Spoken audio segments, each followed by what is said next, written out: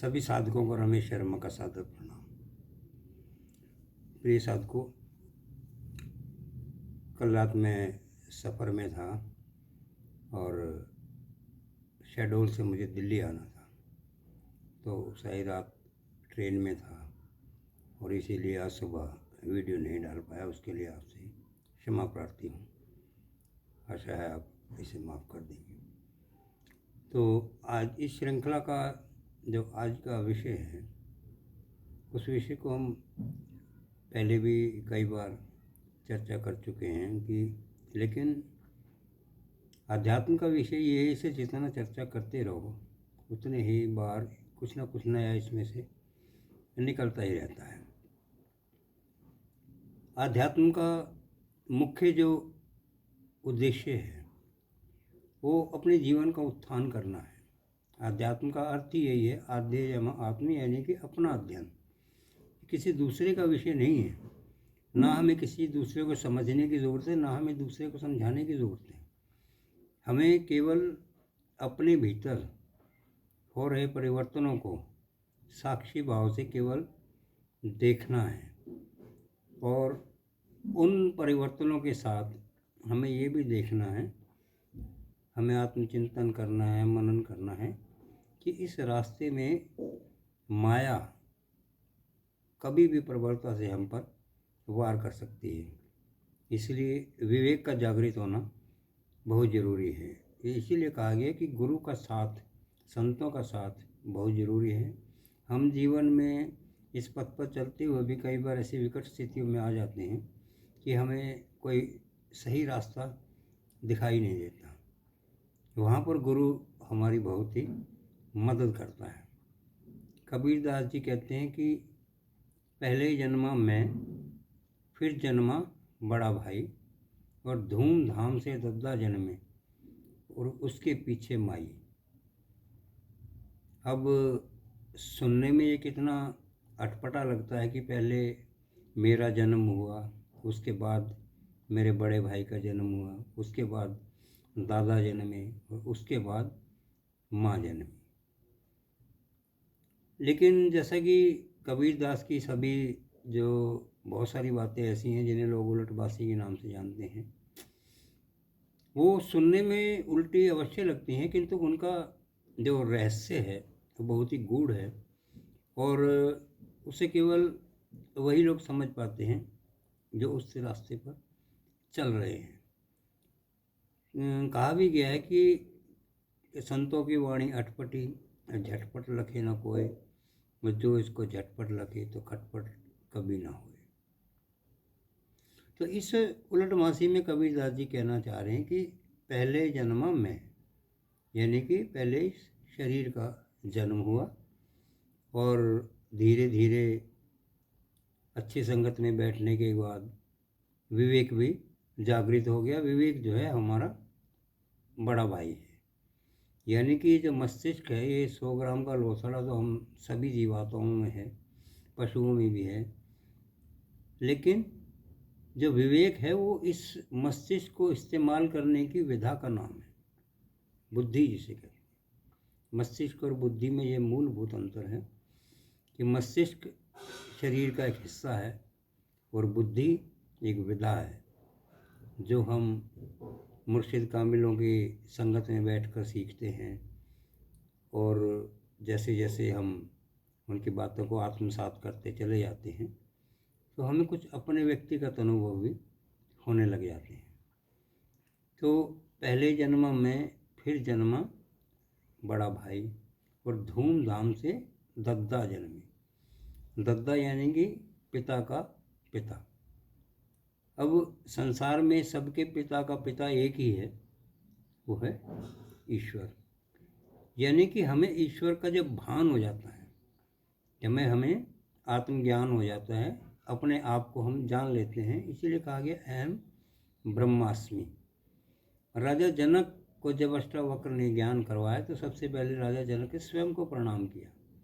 तो अष्टावक्र समझ गए कि अब ये सांसारिक जो विषय हैं उनसे दूर निकल चुके हैं और इनको यथार्थ का जो है ज्ञान हो चुका है।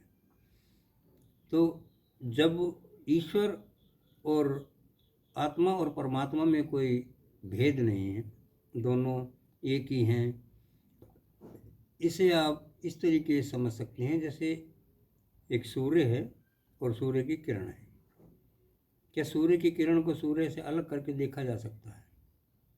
सूर्य की किरण भले ही कितनी ही क्षीण हो, किंतु उसके अंदर सूर्य का तत्व है, सूर्य की ऊर्जा है। यानी कि जब हम ईश्वर के संतान हैं, हम नूर इलाही हैं, तो हम इलाही के नूर से जन्मे हैं। तो उस नूर की जो चमक है, उस नूर का जो असर है, वो हम पर भी है। फ़र्क सिर्फ इतना है कि हम कामनाओं ने हमारे जो इस ज्ञान को ढक लिया है। और जैसे जैसे हम मुर्शिद कामिल के संसर्ग में बैठते हैं, उनकी बातों पर चलते हैं, तब हमें अपनी वास्तविकता का ज्ञान होता है। तो जब आत्मज्ञान हो जाता है तो उसे कहा गया धूमधाम से दद्दा जन्मे।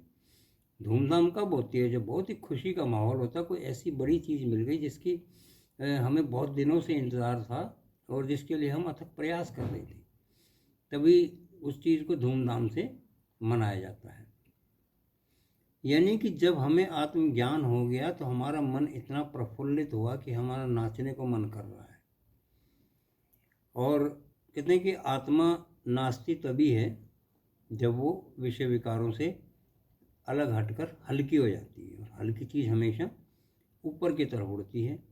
हवा को भी आपने देखा होगा, गर्मी के दिनों में जब पंखा चलता है, सुबह के समय जब पंखा चलेगा तो हवा वो नीचे सीधी फेंकता है। जैसे जैसे वातावरण में गर्मी बढ़ती चली जाती है, हवा गर्म होती चली जाती है, तो पंखे की हवा नीचे आना कम हो जाती है। वही आध्यात्म का विषय है कि जैसे जैसे हम अपनी इस सांसों की माला को मध्य से उठाकर ऊपर की तरफ ले जाते हैं, वैसे वैसे हमारा जो मस्तिष्क है उसका कनेक्शन शरीर से हट जाता है और वहाँ पर रूह का दखल शुरू हो जाता है। एक शायर ने जो ये कहा कि रूह जब वज्द में होती है, रूह जब वज्द में होती है तो रक्स बनता है। नाचते तो सभी लोग हैं, लेकिन जो नाच के जानकार लोग हैं वो देखकर कहते हैं कि कैसा भोला नृत्य कर रहा है। नृत्य का अर्थ ये है कि आप अपने मन की भावनाओं को अपनी भाव भंगिमाओं से अक्षर से प्रस्तुत कर सकें।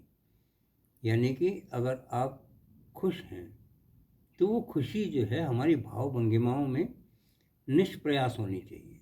उसके लिए प्रयासों की ज़रूरत नहीं है, उसके लिए कोई ढोल नगाड़ा बजाने की ज़रूरत नहीं है। वो तो अंदर का जो संगीत है वो इतना प्रबल होता है कि हम अपने आप ही बिना प्रयास के ही उस पर झूम उठते हैं।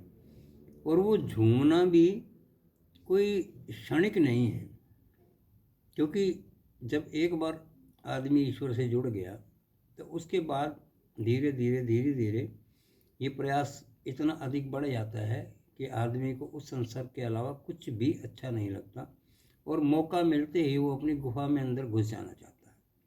क्योंकि बाहर की दुनिया उसे एक तमाशा, एक प्रपंच नज़र आती है जहाँ पर कोई किसी का नहीं है, सब अपने स्वार्थों से जुड़े हुए हों, चाहे कोई भी रिश्ता हो, माँ हो, बाप हो, भाई हो, रिश्तेदार हो, बॉस हो, सब का कोई ना कोई कहीं ना कहीं कुछ ना कुछ स्वार्थ अवश्य रहता है।